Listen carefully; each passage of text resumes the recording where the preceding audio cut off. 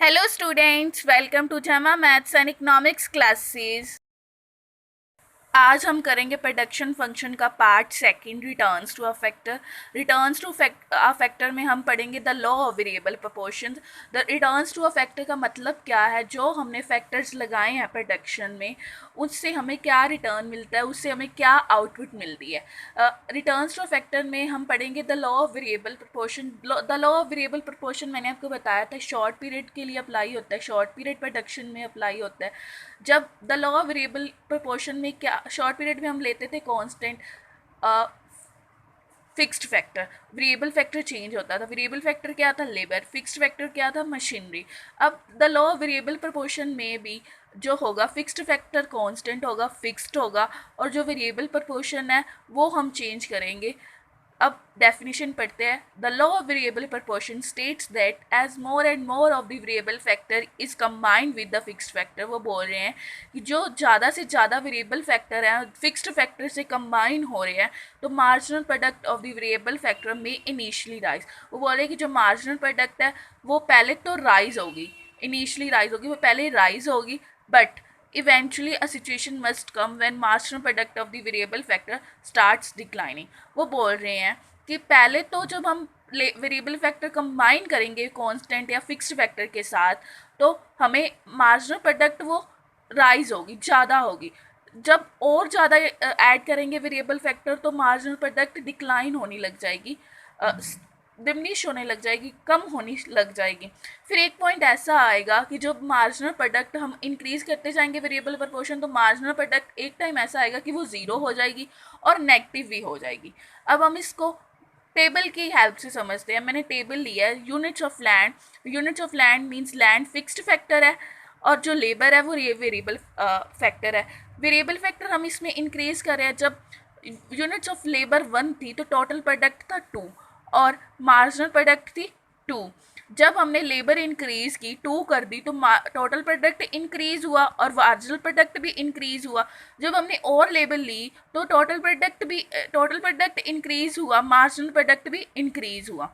ये देखो, पहले 3 इंक्रीज़ हुआ था टोटल प्रोडक्ट, फिर 4 हुआ। अब जब हमने 4 लेबर ली तो हमारा टोटल प्रोडक्ट क्या हुआ, 12 हो गया, कम होना स्टार्ट कर दिया। पहले 4 हुआ था, अब क्या हो गया, 3 हो गया, डिमिनिश रेट पे स्टार्ट हो गया। और जो मार्जिनल प्रोडक्ट है वो डिक्रीज होने लग गया। क्या हुआ कि एमपी डिमिनिश होने लग गई और जो टीपी थी इंक्रीज होने लगी डिमिनिशिंग रिटर्न पे, डिमिनिशिंग रेट पे इंक्रीज होने लगे।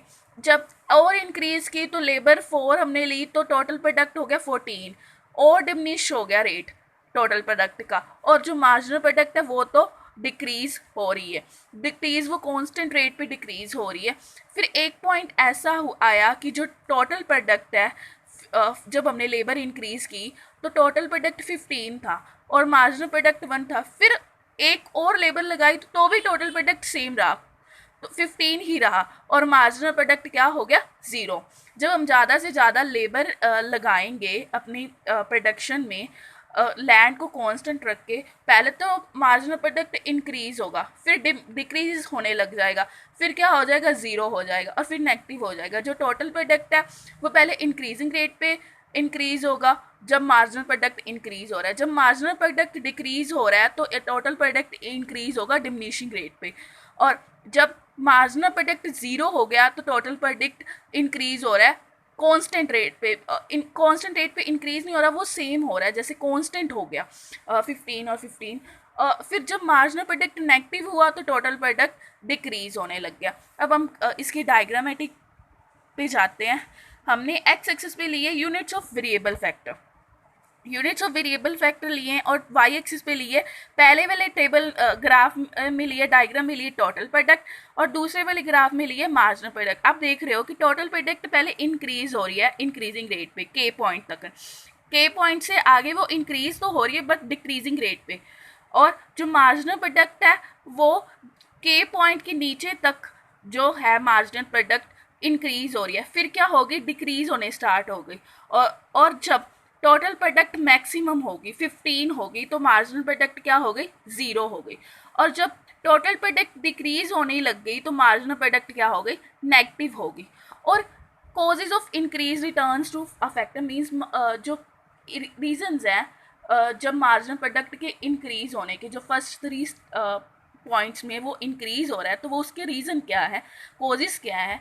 फर्स्ट है fuller utilization of the fixed factor. जब हमने लेबर लगाई फर्स्ट 3 लेबर्स तक, तो जो उसके यूटिलाइजेशन था फिक्स्ड फैक्टर का फुलर होने लग गया, जो उसका हो सकता था वो फुल होने लग गया। फिर सेकेंड इसका रीज़न क्या, division of labour increase efficiency. जो हमने लेबर 3 पॉइंट तक इंक्रीज़ की, तो हमने डिवीज़न कर दी लेबर की, और जिससे क्या हुआ, जो हमारी प्रोडक्ट की एफिशिएंसी थी, जो हमारे फिक्स्ड फैक्टर की एफिशिएंसी थी, वो इंक्रीज़ हो गई लेबर को डिवीज़न करने से। Better coordination between factors, coordination labour और लैंड में और फिक्स्ड फैक्टर मशीनरी में कोऑर्डिनेशन अच्छा था, इस वजह से जो मार्जिनल प्रोडक्ट है वो इंक्रीज हो रहा है। अब diminishing returns to a factor मतलब एमपी क्यों डिमिनिश हो रहा है, डिक्रीज क्यों हो रहा है, उसके रीज़न क्या है। फर्स्ट है फिक्सिटी ऑफ द फैक्टर। जो fixity of factor means land क्या है, जो फिक्स है उसके कारण ये वो हो रहा है, डिक्रीज हो रहा है, डिमिनिश हो रहा है। सेकेंड है imperfect substitutability of factor means कि जो हमारे लैंड है फिक्स्ड है और लेबर हमारी इंक्रीज हो रही है, इनके बीच जो हमारा सब्स्टिट्यूट इफेक्ट है वो इम्परफेक्ट है, सही नहीं है। क्योंकि लेबर ज़्यादा इंक्रीज हो रही है, लैंड लिमिटेड है, वो लेबर ज़्यादा होगी तो वो बातें भी करेगी, टाइम वेस्ट होगा। जब लेबर कम है तो वो पूरी एफिशिएंसी पूरी अपनी मेहनत से करेगी। जब लेबर बढ़ जाएगी तो उसमें बातें भी करेंगी, टाइम वेस्ट भी होगा, क्योंकि काम तो उनके लिमिटेड हो जाएगा, उनके पास टाइम रह जाएगा एक्स्ट्रा चीज़ें करने में, तो हमारी प्रोडक्शन की डिमिनिश होने लग जाएगी। Poor coordination between the factor, labour ज़्यादा है और लैंड लिमिटेड है, तो काम तो उतना ही था, कम लेबर भी कर दी थी, अब ज़्यादा लेबर हो गई तो वो क्या होगा कि जो हमारा रिजल्ट है, प्रोडक्ट टोटल प्रोडक्ट है वो डिक्रीज होने लग जाएगा। सो आज हमारा production function returns to a factor chapter complete हो गया। Thanks for watching me, please like share subscribe my channel.